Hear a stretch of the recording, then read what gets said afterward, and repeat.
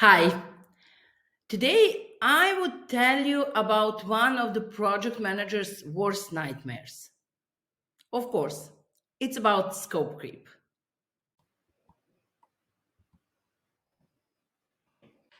The first issue regarding a scope creep is how to recognize it.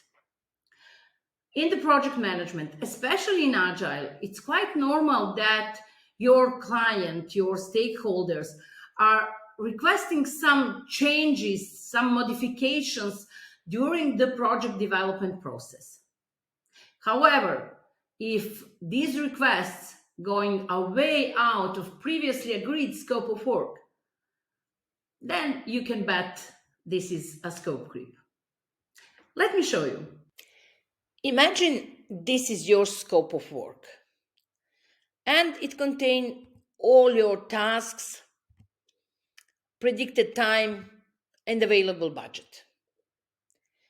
At some point, your client will ask for some changes or modifications, adjustments, and again, and again, and again. And that's okay because this is how Agile works. Sometimes it will be on the edge, sometimes even bit out of this box.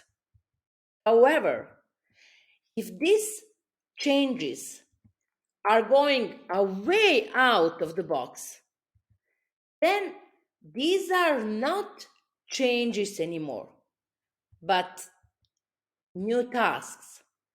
In your scope of work, it's not a scope of work anymore, then it's become a scope creep. And what then? Unless you are ready for extra work, but for the same budget and same time, you should manage a scope creep. Once when the scope creep occurs, the first and most important step is to communicate it. It is necessary that all parties involved are aware of the fact that this is a scope creep.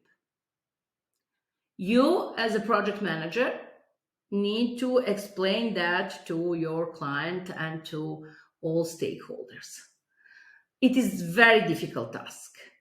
It is very delicate and you need to be more than a diplomatic because you don't want to offend your client, but at the same time, you want to protect your team. Your best weapon in this battle will be your documentation. Previously agreed scope of work, tracked all the changes, comments, all the decisions made along the way. This documentation serves as an evidence of what was agreed and what now could and should be considered as a scope creep. So you should meet your client. You should use your the most diplomatically approach. And you can start with that the scope creep is not necessarily a bad thing. However, you should list the differences between what was agreed before and what they are asking of you now. And finally, explain the impact. So, in other words, you should renegotiate your scope of work. How to do it? How to do it successfully? In the next video, I will talk about negotiation.